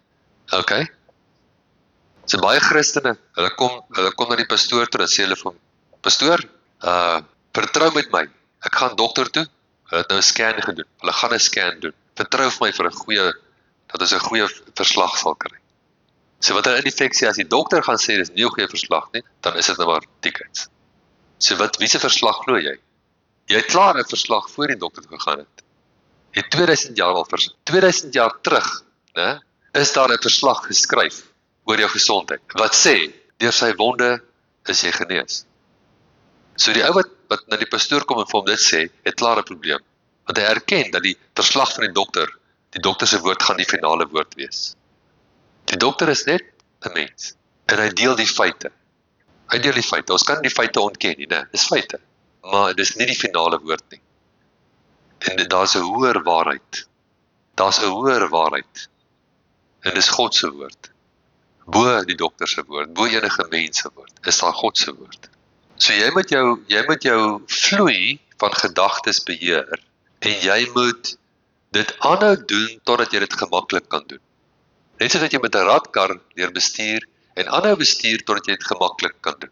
Okay? Jy dink nie meer, gaan ek nou eerste rad, gaan ek nou twee, wie van julle wat 'n radkar bestuur dink aan wat 'n rad en nog. Jy gaan net aan. As jy het nou 'n paar jaar gedoen het, jy dink okay, derde rad. Maar as jy net begin, hè, dan is dit hoe jy dink. Derde rad. Nou jy moet so vloei met jou gedagtes. Oefen om so te vloei met jou gedagtes. Maar dan moet die woord jou fokus wees. Die waarheid moet jou fokus wees. Daar was 'n man gewees, hy het 'n probleem gehad met sy hart. En hy was by 'n Bybelstudie waar die vrou nogal 'n kragtige vrou was. En sy het hy het van gesê, sy moet nou vir hom bid. vir die hartprobleem. Dis 'n ernstige hartprobleem. Ek kry hartkloppings wat weghardloop en ek weet nie wat alles nie. En hy vertel julle storie van as hy sê, maar tel 'n bietjie die waarheid. Hy sê, mevrou, ek het jou nou net die waarheid vertel. En hy begin weer met die storie. Hy sê, laasweek het dit met my gebeur. In my hart gaan, en hy sê, maar vertel nou die waarheid. Joh, maar hy begin vies raak. En die derde keer, dit klap sy op. Die Heilige Gees mag gewys met hom klap, dat hy kan wakker word. Sy sê, die woord sê, deur sy wonde is hy genees. Dis die waarheid. Die ander is die feite. Hierdie is die waarheid. Sy wou sy denke kry om 'n rad te vang. Van die feite af na die waarheid. Nou, elkeen van ons het 'n ander stel feite. Jy het 'n ander stel feite as ek. Okay? Ons elkeen, soos Wendy gesê het vanoggend, ons het elkeen sy eie stel omstandighede. Nou jou stel omstandighede kan jou stel feite wees. Nou, ons noem dit jou stel feite. So, wat is die geheim om vaardig te wees? Ken die waarheid vir jou feit. Amen. Sê saam met my, ek moet die waarheid ken vir my feite. Amen. Elkeen van ons het feite. Ken jy die waarheid? Spreek jy die waarheid? Mediteer jy die waarheid oor jou feite? Ek onthou toe ek daar in Kanada was, nou help ons die pastoor om sy huis te verf, tog ek myself, maar ek is nou 'n gulde geleentheid, ek kan 'n bietjie mediteer. Maar dis nou nie 'n vreeslike intellektuele werk nie, van die roller en nippel met die verf en gaan op en af. Ek sommer te dink nie, né? Ek het my klein King James Bybeltjie in my sak gehad. En ek dink te myself, ek gaan nou die paar ure gebruik en ek mediteer die woord. Ander mense sal daar verf, wat sal hulle doen? Hulle sal worry oor goeie terwyl hulle verf. Amen. As jy net gaan worry oor 'n ding terwyl jy verf.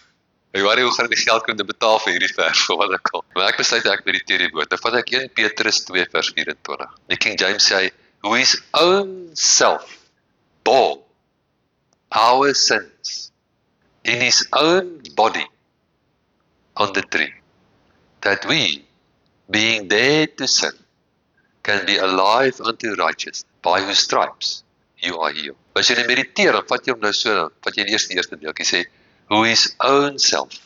Mediteer net daai, begin net daar. Who his own self. Joh, en ek begin mediteer who his own self, en dit tref my. Dit tref my, who his own self. Who his own self. Hy het nie 'n plaasvervanger gekry, wat in sy plek kruis toe gegaan het. Hy het nie, who his own self bore my sins. In his own body. Hy sê dit 2 keer, hy sê in his own body. Daai siekte is in sy eie liggaam. Hy self het dit gedra in sy eie liggaam. Dat jy dood kan wees vir die sonde. Wow. 'n wedergebore kind van die Here is dood vir sonde en lewendig vir geregtigheid. Hy het jou so gemaak, jy het dit nie verdien nie. Jy het dit nie uitgedink nie. Nie daarby uitgekom deur effort nie. Jy is net so. Jy is so gemaak, dood vir die sonde, lewend vir geregtigheid. Deur sy wonde is jy. Hy bring jou eers naby. Hy bring jou naby. En dan sê hy, hier my wonde is jy genees. En ek mediteer het, en so 'n paar weke later, het so 'n lekker griep uitbraak. Dit is -30, -40 grade en Celsius. So is 2 keer kouer as jou vrieskas. Vrieskas gaan tot -15 miskien, -20. Daar was dit -40. En ek sien al die pasiënte, almal is vlot van die griep. Ek begin ook, en ek is nie lank die jaar begin ek my neus en my keel krap gaan te kere. En ek besluit, dit is nou die tyd dat ek hierdie woord moet vrystel. Ek moet hierdie woord help, ek het hom gemediteer, maar ek stel hom nie vry nie. En ek gaan sit in die middel van my konsultasies, ek gaan sit in die middelste kamertjie, maak die woord oop, by 1 Petrus 2 vers 24, en ek lees hom stadig deur. En ek sê, Vader, ek glo, ek ontvang dit nou. Amen. Toe ek opstaan, toe lig hy toe van my af. Halleluja. Dis nie moeilik nie. Die enigste wat jy sê, dis moeilik is die duiwel. As jy dit nou gedagte gekry, dis moeilik. Dan weet jy klink die duiwel se stem. Snaaks en party mense die duiwel se stem goed kan hoor. Hulle sê hulle sukkel om God se stem te hoor, maar die duiwel se stem, die hoor hulle baie goed. En dan die duiwel het vir my gesê ek moet dit doen. Nou ja, dieselfde gewees, maar ek sukkel om die Here se stem te hoor. Jy moet 'n bietjie jou brein reg kry. Deur sy wonde is jy genees. Dis Jesus het daai ou wat sy 4 vriende deur die dak afgesak het, die verlamde man. En hy word voor Jesus afgesak en Jesus sê vir hom, vriend, jou sonde is jou vergewe. En die klomp fariseërs wat daar voor sit, hulle dink in hulle harte, wie is hy om dit te sê? En Jesus, hy hoor dit, hy sien dat hulle dit dink, en hy antwoord hulle. En hy sê die volgende woorde, wat is makliker om vir iemand te sê? Jou sonde is jou vergewe, of vat jy bed, staan op en loop. Wat sê Jesus? Hy sê dis maklik. Wat dink jy? Jy dink dis moeilik. Dink maar jy en Jesus verskil van mekaar op 'n punt. Nou, gaan jy stry met Jesus daaroor? Gaan jy soos Thomas maak wat gesê het, Here, Jesus sê vir hom daar in Johannes 14, hy sê vir hom, die pad ken julle. Hy sê nee, Here.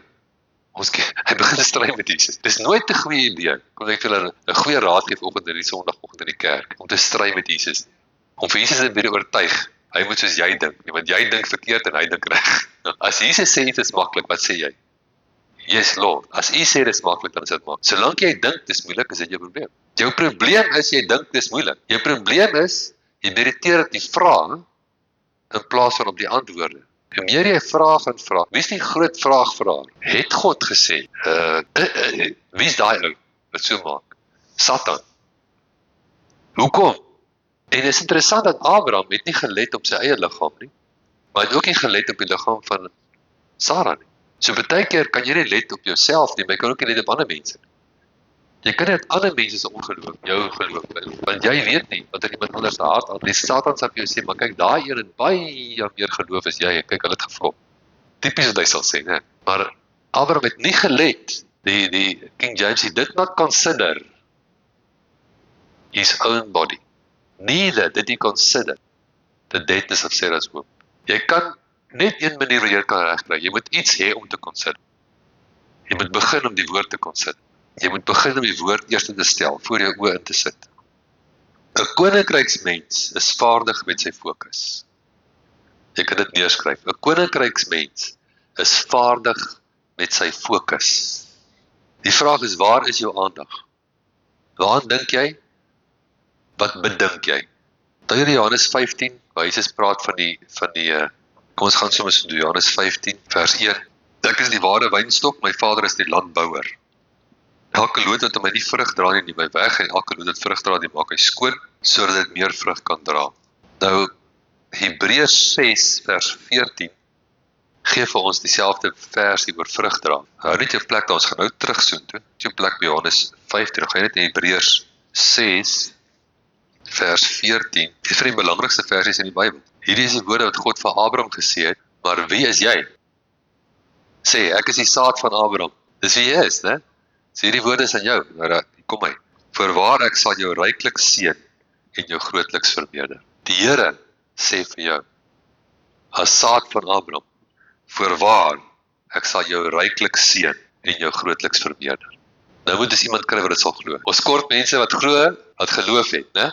Dan gaan terug. Hy sê jy moet skoon wees dat jy kan daai vrug dra. Hoe kom jy skoon? Vers 3 van Johannes 15. Julle is alreeds skoon deur die woord wat ek met julle gespreek. Dis die woord wat jou skoon maak. Jou probleem is jou sielsdimensie is geblok. Daar's blokke in jou sielsdimensie wat maak dat jy nie kan ontvang dit wat die Here vir jou wil gee. In die 3de sendbrief van Johannes vers 2. Hy sê geliefdes, ek bid dat julle goed mag gaan en julle mag voorspoedig wees soos wat dit met jou siel. Hy sê nie gees nie. Siel goed gaan. Jy kan nie styg bo wat jou siel jou toelaat nie. Maar jy moet jou siel skoon kry vanuit die gees uit. Jy kan nie jou siel skoon kry met 'n sielkundige. Jy moet dit vanuit die gees uit doen. Dan sê hy so, julle is alreeds skoon deur die woord wat ek julle gespreek het. Die woord van God, as ek dit in my mond sit en in my hart inkry, my fokus maak, my meditasie maak en my aandag daarop sit. Geloof word bepaal deur waar ek my aandag sit. As ek my aandag op die woord kan sit, een van die eienskappe van geloof is die vermoë om te ignoreer. Psalm 23. Nou, wie ken Psalm 23? Ek hoop is 'n paar ouens wat Psalm 23. Ons het toch geleer toe ons klein was, né? Maar kom ons lees ons saam. Psalm van Dawid. Die Here is my herder. Niks sal my ontbreek. Jy moet dit ding mediteer, né? Niks. Die Here is my herder. Daar's een vertaling wat hy stel dit so, hy sê, the eternal shepherds me. I shall not want. Gaan mediteer 'n bietjie daai ene. The eternal shepherds me. I shall not want. Dan moet jy jou laat shepherd. Wat beteken shepherds me? Beteken hy lei jou, maar jy moet nie 'n dwarstrekker geskaapie wees. Jy moet gaan waar hy jou heen lei. Ja, hy lei jou na groen weivelde, maar jy wil aan mekaar daar op die kant gaan staan, tussen die kankerrose en die olieboombolle in jou wol. Jy's al starrige skaapie nie. Nee, wees gehoorsaam. Hoe gaan jy gehoorsaam wees? Jy moet vertrou. En ek het 'n goeie herder. Die Here is my herder, niks sal my ontbreek. Hy laat my neerlê in groen weivelde, in waters waar rus is, lei hy my heen. Hy verkoop my siel. Hy lei my in die spore van geregtigheid op sy naam. Al gaan ek ook in 'n dal van doodskade, ek sal geen onheil vrees nie. Dis hoe hy daar uitkom. En wat sê hy in Jesaja dan? Hy sê hy wat homself bevestig in sy openbaring van geregtigheid, groot is sy vrede. Ek sal geen onheil vrees nie, want u is met my, u stok en die staf, die vertroos my. U berei die tafel voor my aangesig teenoor my teestanders. Dis nie 'n hemelse tafel nie, want in die hemel is daar nie teestanders nie. Amen. Dis 'n aardse tafel. Hier is 'n plek waar jy teestanders gaan hê op die aarde. Want nie 'n bubbel bars nie, maar daar's nie fights in die hemel nie. As die fight is verby dan. Hy berei 'n tafel voor jou aangesig teenoor die duiwel. U maak my hoof vet met olie, my beker loop oor. Net goedheid en guns sal my volg al die dae van my lewe, en ek sal in die huis van die Here bly in lente van dae. Dis die tafel van die woord van God. Jy kan fees by daai tafel, of jy kan die hele tyd jou aandag laat aftrek en kyk na die vyand hier agter jou. Die vyand het nie 'n sitplek by die tafel nie. Amen? Dan probeer jy nog 'n lecture. Moenie beïndruk wees met die duiwel nie. Moenie beïndruk wees met die duiwel. Ek luister nou die dag van Nancy Dufresne. Sy sê haar ma was 'n vrou gewees wat nooit nonsens gevat het nie. En sy het ook nie gehou van te veel emosie nie. Emosies moenie oorneem. En dan kom hulle by die huis van die skool af, as hulle in trane oor iets. Dan sê haar ma vir hulle, no big deal. Dan sê haar ma vir hulle, sê agter my aan, no big deal. Hy, no big deal. Maar sy het dit in hulle getrein. Die big deal is in jou. Die big deal is die woord. Dis die Here. Dis die een in jou. Hierdie goed teen jou is no big deal. Die siekte is no big deal. Die woord is 'n big deal. Die Here wat in jou is 'n big deal. Die gebrek is no big deal. Die Here is in jou. Hy is die big deal. Amen. Hy is die een op wie jou aandag moet gaan. So as die duiwel nou daar wil wees, en hy wil sukkel met jou, gee hom iets om voor te kyk. Dat hy kyk hoe eet jy by die tafel. Wys hom hoe eet jy by die tafel. Lekker. Jy's undisturbed.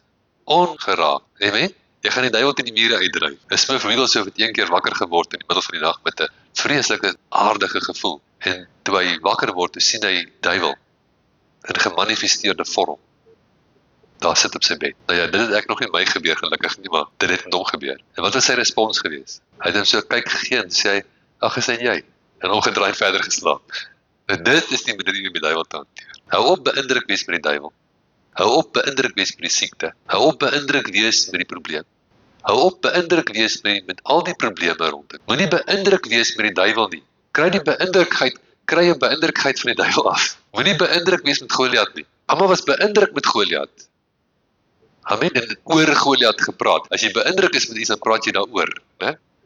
Net een ouetjie was nie beïndruk met hom. Dis Dawid. Hy het nie oor hom gepraat nie, hy het met hom gepraat.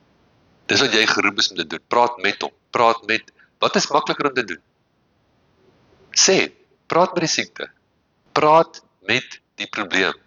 Dis maklik. Jesus het gesê dis maklik. Ek gaan nie met hom stryd. Jy kan met hom stryd. Ek gaan nie met hom stryd nie. Hy het gesê dis maklik. Praat met die probleem. Praat met hom. Praat met hom. Moenie beïndruk word met die probleem. Ons is geroep om te leef vanuit ons gees, nie ons siel nie. Jy moet probleme aanvat met jou gees deur die woord, nie met jou siel nie. Hoe meer aandag jy iets gee, hoe sterker word dit in jou lewe. Hoe meer aandag jy 'n ding gee, hoe meer versterk jy hom.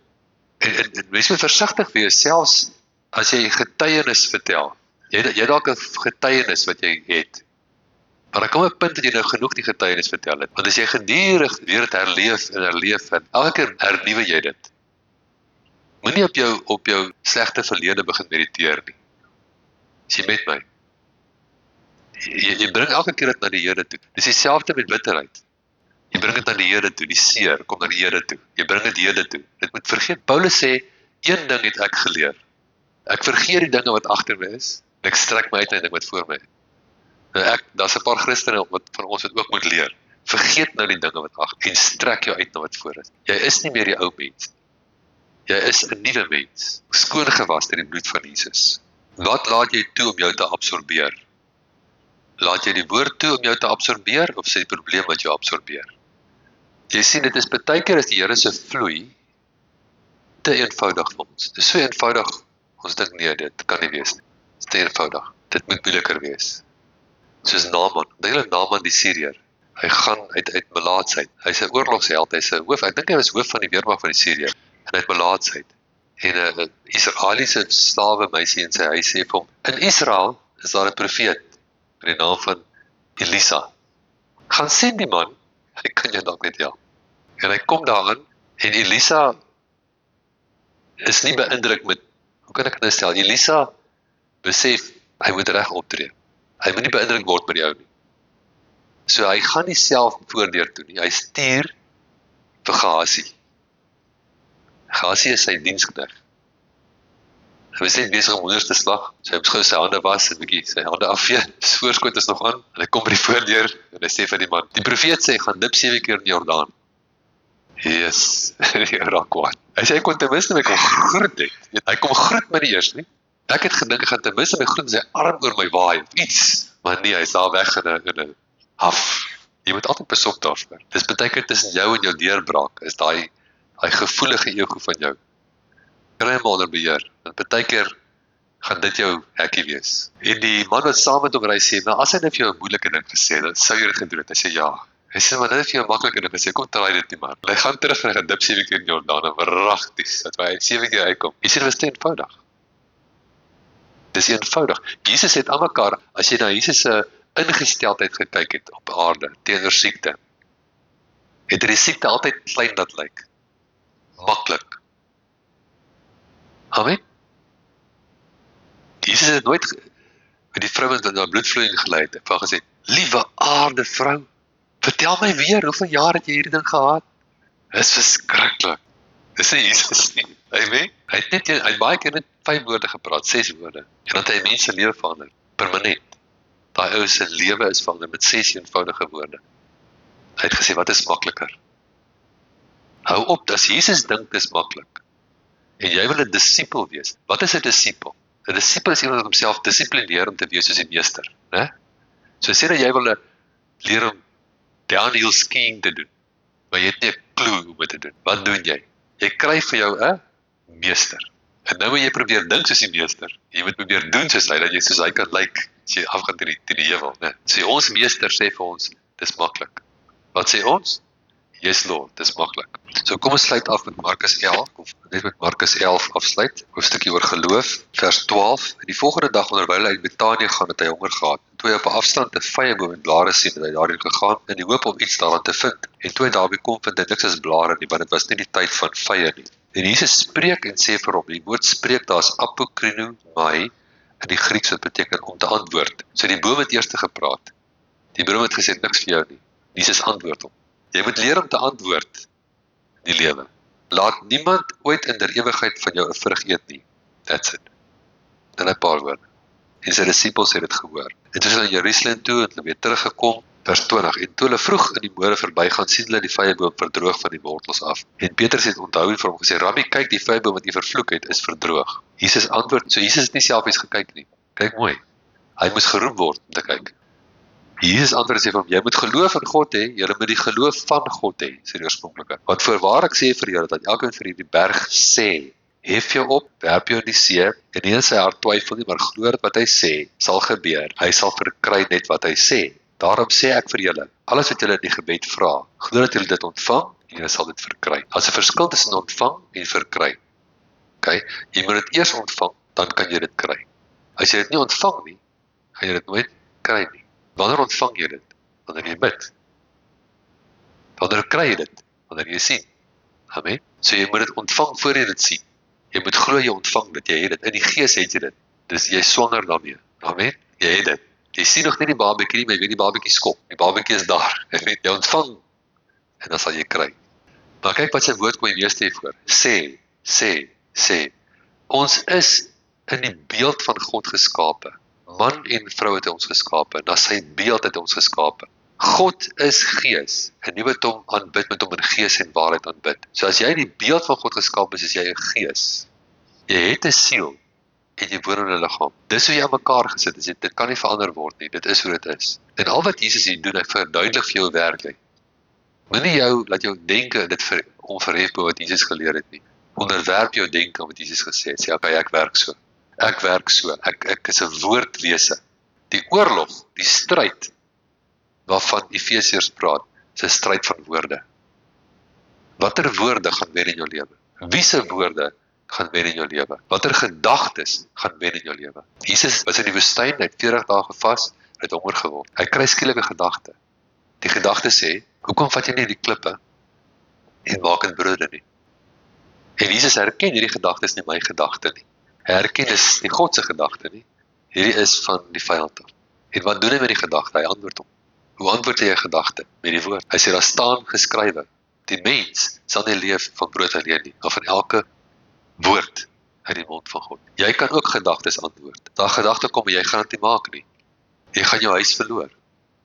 Dan sê jy, ek gaan nie my huis verloor nie. Want my God het hierdie huis vir my gegee, en saam met die huis, het die huis met iets anders bygekom, 'n voorsiening. Ek het 'n voorsiening gekry van die Here af vir die huis, want ek het hierdie huis nodig om in te lewe.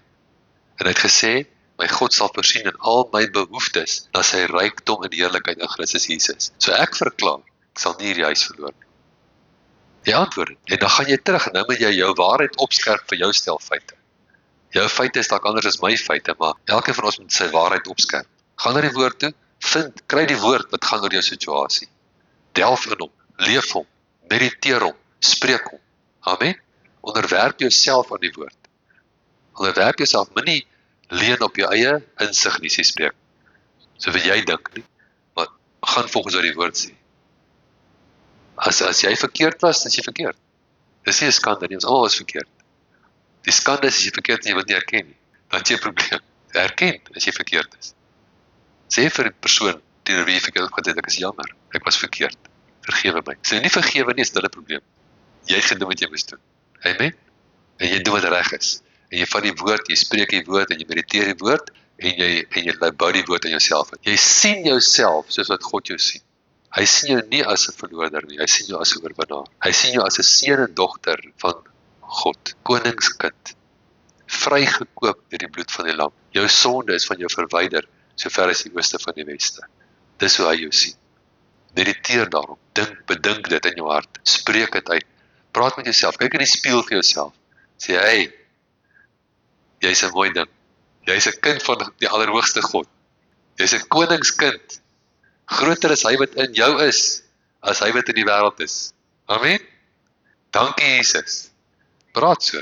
Leer om te praat, leer hierdie dinge. Oefen dit, dat dit tweede natuur by jou word. As jy dit nou doen, jy is 'n doener daarvan, maak nie saak hoe groot die storms wat kom nie. Jou fundament is gelê.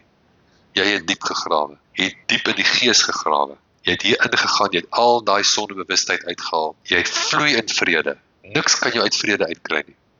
Niks kan jou uit vrede uitkry nie. Maak nie saak wat na jou kant toe kom, jy bly in vrede. Maak nie saak wat na jou kant toe kom, jy bly in vreugde. Jy gaan staan op daai woord, jy vrees nie die dood nie, jy vrees nie 'n mens nie, jy vrees nie omstandighede nie, jy vrees die woord. Jy eerbiedig die woord. Die woord is jou wapen, waarop jy staan. Amen. Ons bid saam. Dankie Hemelse Vader vir u goedheid en u liefde. Dankie vir die kosbare woord. Dankie Vader dat u woord sê dat geen wapen wat teen ons gesmee word suksesvol kan wees, maar dat elke tong wat teen ons opstaan in die gereg weerlê word. Want ons is die knegte van die Allerhoogste en ons geregtigheid is uit u uit. En ons dank u daarvoor. Groter is u wat in ons is as hy wat in die wêreld is. Dankie daarvoor. Dankie dat u voorsien in al ons behoeftes, na u rykdom in heerlikheid in Christus Jesus. Ons verklaar in ons lewens is daar geen gebrek nie, net oorvloed, want u is ons herder en u lei ons in groen weivelde. U berei 'n tafel vir ons voor in die teenwoordigheid van ons vyande. En Vader, ons weier om beïndruk te wees, om een oomblik langer beïndruk te wees met die duiwel en met sy werke. Ons is nie beïndruk met die duiwel en sy werke nie. Ons is beïndruk met u en u woord en u werke. In Jesus naam. Amen. Amen. Halleluja.